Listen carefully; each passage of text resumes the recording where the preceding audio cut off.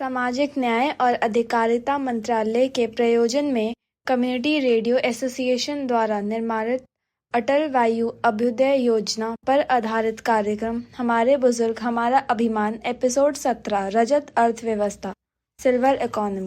ओहो, मेरी लाडली पोती कहाँ रह गई। ऐसे तो मुझे बड़ा बोलती है कि मैं लेट करता हूँ। लक्ष्मी बेटा, ओ लक्ष्मी, क्या बात, आज मन नहीं है क्या स्टूडियो जाने का? जाना तो है दादाजी, पर मैं थोड़ी सी उलझन में हूँ। अरे मेरी पोती, वो भी उलझन में? लगता है आज सूरज गलत दिशा से आया है। अच्छा बता, किस बात की परेशानी है तुझे? कल इकोनॉमिक्स की क्लास में सर हमें हमारी अर्थव्यवस्था के बारे में पढ़ा रहे थे। तो इस बात से परेशान है तू, क्योंकि तू इस विषय में थोड़ी सी कमजोर है। ओ मेरे प्यारे दद्दू, पूरी बात तो सुन लो। अच्छा सुना।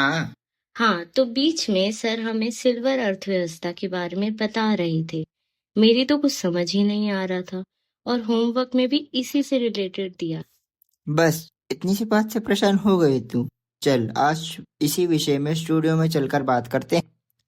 सच में आपको पता है, फिर तो एक तीर से दो शिकार हो जाएंगे। मेरा होमवर्क पूरा हो जाएगा और अपने रेडियो श्रोताओं को भी जानकारी मिल जाएगी। अरपा रेडियो 90.8 FM पर स्वागत है आप सभी श्रोताओं का। मैं आपका भरत दादा और मेरे साथ है मेरी प्यारी पुत्र लक्ष्मी, और हम एक फिर हाजिर हैं लेकर कार्यक्रम हमारे बुजुर्ग हमारा अभिमान। ये कार्यक्रम भारत सरकार के सामाजिक न्याय और आपराधिक मंत्रालय व सामुदायिक रेडियो संगठन द्वारा बुजुर्गों के सम्मान और उनके कल्याण के उपदेश में चलाया जाता है। हाँ तो दद्दू, अब बताओ क्या है ये सिल्वर इकोनॉमी यानी रजत अर्थव्यवस्था? भारत सरकार के सामाजिक अधिकारिता मंत्रालय द्वारा चलाई जा रही अटल व अद्वितीय योजना बुजुर्गों के आत्मसम्मान और उनके जीवन में सामाजिक बदलाव लाने के लिए एक महत्वपूर्ण पहल है और इसमें वृद्धावस्था के दौरान उनकी भलाई, सुरक्षा, आत्मनिर्भरता को बढ़ावा देने जिसमें बुजुर्गों के विभिन्न प्रकार की सुविधाएं सेवाएं प्रदान की जाती है और इसी में से एक है रजत अर्थव्यवस्था। इसी के साथ ही मंत्रालय ने एक पहल स्टेज चलाई है। स्टेज यानी कि ऋषि मुनि जो अनुभवी होते हैं, जो हमें सही रास्ता दिखा सकते हैं, जैसे कि हमारे बुजुर्ग। Stage senior care ageing growth engine पहले में सरकार ऐसे उद्यमियों की मदद करती है जो बुजुर्गों की जरूरत का सम्मान बनाते हैं या ऐसे जुड़ी कोई स्टार्टअप करते हैं, तो ऐसे उद्यमियों को सरकार 1 करोड़ तक की राशि देगी। हाँ, ये तो हमने पहले भी अपने बुजुर्ग साथियों को बताया, मगर ये सिल्वर इकोनॉमी कोई नई मोबाइल ऐप है क्या? नहीं बेटा, मोबाइल ऐप नहीं है ये एक नई सोच है। दुनिया भर में जीवन प्रतीक्षा में वृद्धि और जीवन दर में कमी के कारण बुजुर्गों की संख्या लगातार बढ़ रही है। भारत जैसे विकासशील देशों में भी बुजुर्गों की संख्या में वृद्धि हो रही है और बुजुर्गों की स्वास्थ्य, सुरक्षा और सामाजिक कल्याण से जुड़ी जरूरतें भी बढ़ रही हैं। इस वृद्धि को देखते हुए रजत अर्थव्यवस्था को प्रमुख आर्थिक क्षेत्र में रूप में पहचाना गया है। मतलब हमारे बुजुर्ग लोगों के लिए क्या खास है इसमें? बेटा, पहले के मुकाबले आजकल बुजुर्गों के पास बहुत सी सुविधाएं हैं, जैसे बेहतर स्वास्थ्य सेवा, इंटरनेट की दुनिया और सबसे बढ़कर उनकी सोच और अनुभव। हाँ, वो तो मैं समझ रही हूँ दद्दू, लेकिन सिल्वर इकोनॉमी का मतलब? सिल्वर इकोनॉमी का मतलब है कि हम अपने बुजुर्गों का अनुभव इस्तेमाल कर सकें और इसके जरिए नए मौके बना सकें। और तुझे पता है बेटा, अब सरकार और नई कंपनियों बुजुर्गों की ज़रूरतों को ध्यान में रखते हुए नई चीज़ें ला रही है। तो दद्दू, इसका मतलब ये है कि अब हमारे बुजुर्ग लोग सिर्फ आराम नहीं करेंगे, बल्कि उनके लिए कुछ खास चीजें बन रही हैं ताकि उनका जीवन और बेहतर हो सके। हाँ बिल्कुल, अब समझ में आ रहा है तुझे। और बेटा, रजत अर्थव्यवस्था का मतलब सिर्फ आराम नहीं है, बल्कि हर बुजुर्ग के जीवन को और भी सक्रिय और खुशहाल बनाने के लिए नई सेवाओं और उत्पादों का विकास है। अच्छा दद्दू, तो ये बताइए कि इसमें कौन कौन सी सेवाएं और उत्पाद शामिल है जो बुजुर्गों के लिए खास तौर पर बन रहे हैं। बड़ा अच्छा सवाल किया तुमने। अब देखो, जैसे जैसे लोग बुजुर्ग हो जाते हैं, उनकी जिंदगी थोड़ी थम सी जाती है, दूसरों पर ज्यादा निर्भर हो जाते हैं। लेकिन अब ऐसा नहीं है। अब कई कंपनियां और सरकारी योजना बुजुर्गों के लिए हेल्थ केयर, टेक्नोलॉजी और यात्रा जैसी सुविधाएं बना रही हैं। कैसी सेवाएं दादाजी? जैसे कि स्वास्थ्य सेवाएं, इसके द्वारा बुजुर्गों के लिए विशेष मेडिकल उपकरण, वर्क्स, व्हीलचेयर और ऐसे मेडिकल ऐप्स जो उनकी सेहत को मॉनिटर करते हैं। साथ ही आर्थिक अवसर बनाए जाते हैं, जैसे बुजुर्गों के लिए रोजगार या पार्ट टाइम काम और विभिन्न उत्पादों के लिए बाजार जो उनके जीवन स्तर को सुधारने में मदद करते हैं। अच्छा, और क्या क्या होता है इसमें दादाजी? लक्ष्मी बेटा, रजत अर्थव्यवस्था के माध्यम से अब बुजुर्गों के लिए फिटनेस और योग कार्यक्रम तैयार किए जा रहे हैं जो उनकी शारीरिक सेहत को बनाए रखते हैं। और हाँ, बहुत सी कंपनियां और संस्थाएं बुजुर्गों के लिए घर पर ही सेवा देने का काम कर रही है। घर पर ही सेवा देने का काम मतलब दादाजी? जैसे होम केयर, डॉक्टर या नर्स आकर उनकी देखभाल करते हैं, या फिर वृद्धाश्रम जो घर जैसा माहौल देता है और जहाँ बुजुर्ग आराम से रह सकते हैं। ओ, तो ऐसी बात है।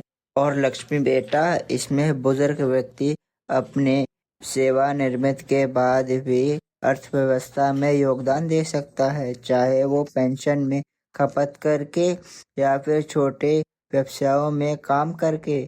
इसके अलावा रत अर्थव्यवस्था से जुड़े उद्योगों से नए रोजगार के अवसर भी उत्पन्न होते हैं। उदाहरण के लिए हेल्थ केयर सेवाएं, वृद्धों के लिए यात्रा और पर्यटन, और विशेष रिटायरमेंट हाउसिंग जैसे सेवाओं से रोजगार के नए अवसर मिलते हैं। एक बात तो बताओ दद्दू, हाँ, पूछना। एक क्या, दो बातें पूछ लो। क्या बुजुर्ग अब आराम से यात्रा भी कर सकते हैं इस योजना के अंतर्गत?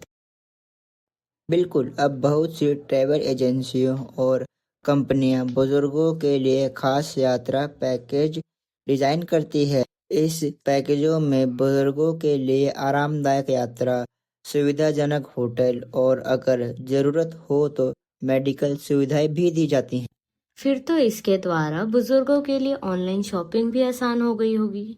हाँ, कई ऑनलाइन प्लेटफॉर्म ने बुजुर्गों के लिए अपनी वेबसाइट और ऐप्स को यूजर फ्रेंडली बनाया है।